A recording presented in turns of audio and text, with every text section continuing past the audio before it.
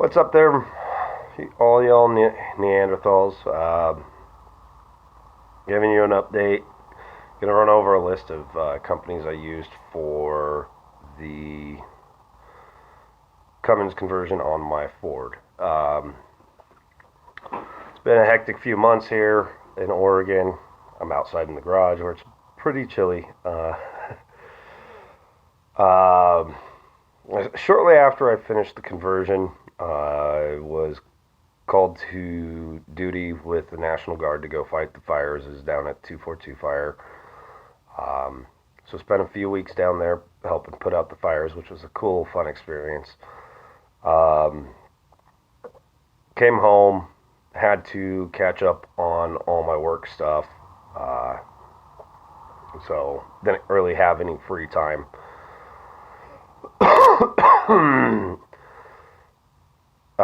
Shortly after that, the National Guard was reactivated to deal with the Portland protests right around election time. So that was about a week and a half of sitting around waiting for things to kick off, which is cool. So I'm going to go over a list of the companies I used. I used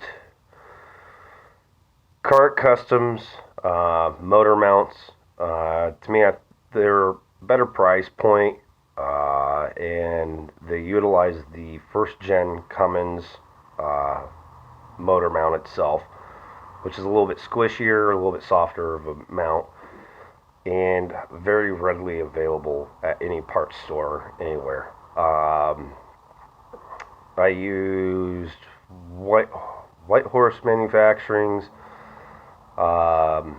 adapter plate, ZF5 adapter plate for the 12 valve to ZF5 transmission. Made out of steel. It's also a couple $100 cheaper than any of the other ones on the market that are made out of billet aluminum. Personally, I think the steel plate's gonna hold up a lot better. I'm using a Luck 13-inch flywheel, 13-inch clutch kit, which should be good for about 350 horsepower, 375 horsepower, and is great for towing. Don't do a lot of towing. Well, not yet. I'm using the DCS 12 valve alternator bracket and everything else, and hose kit. Everything dropped in pretty nicely. So far, I've been very happy with the conversion. Definitely a lot more power, runs better. Definitely get a lot of looks. Definitely get a lot of people asking to see what's under the hood. So it's pretty cool to actually have that. And yeah, want to take it to a Jiffy Lube and see the guys go, wait a minute, that's not an IDI. But they wouldn't know shit.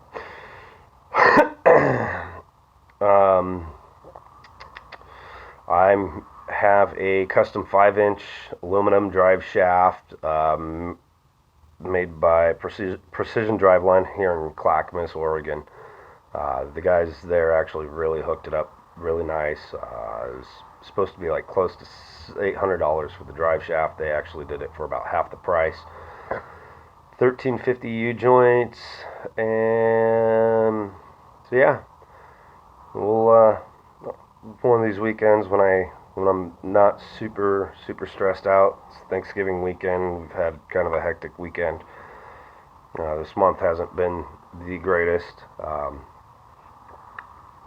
which I'll be going into depth on a couple other videos,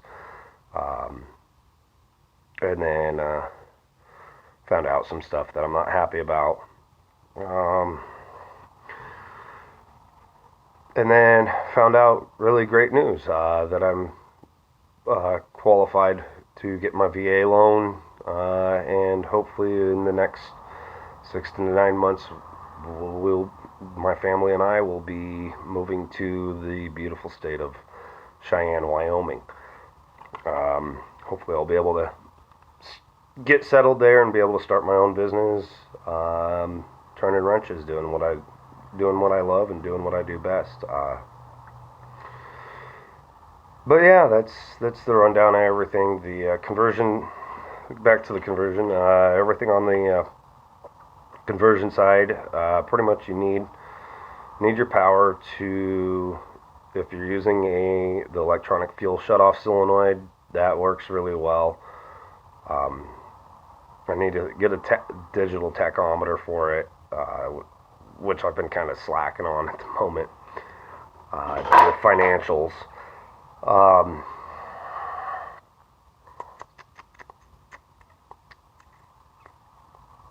The alternator wiring, it's not as straightforward as everyone seems.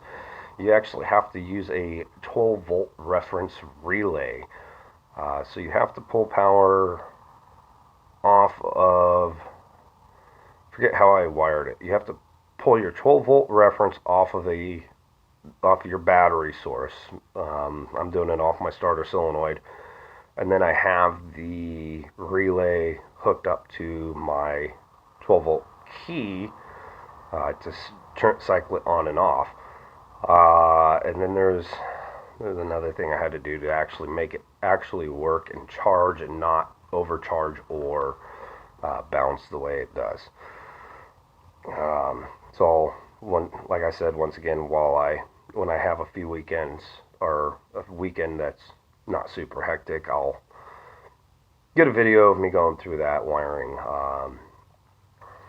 Next couple of weekends, I gotta pull the bed off, fix the fuel level floats in the front tank, and then maybe I'll get a video of it running and driving and everything.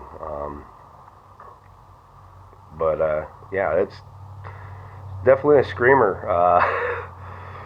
She gets going, and when you really get on the throttle, she'll pull the air right out of your ears, which is great. I love hearing that turbo spool up. And other news, I'm refinishing a toolbox that I bought for a couple $100 off my local Snap-on dealer. Refinishing that for my wife to utilize as her makeup drawer, makeup thing, whatever you want to call it. But yeah, if you have any questions or anything, if there's things that you want to see, just post them in the comments. I want to really expand this channel. I want to see people, start following. I want to get more content, get some supporters, and we'll see where we go. Jason, Mr. Madden, thank you for following. Thank you for commenting. It's really cool to have people out there like you following and staying in touch. I wish I'd had a social media account, but I actually just deleted Facebook. Just getting tired of a lot of that stuff. 35 years old, so I'm just over it. But I'm gonna keep uploading videos. Maybe eventually, if this actually gets big enough, I'll have my wife set up a Facebook account for Modern Neanderthal, and we'll go from there. See how many people we can get on. Then yeah, eventually, sooner or later, you guys will see a video of the truck getting painted. It's gonna get completely redone. Gotta line the bed. I'm gonna replace the bed in the truck and everything else. So yeah, keep at her, guys.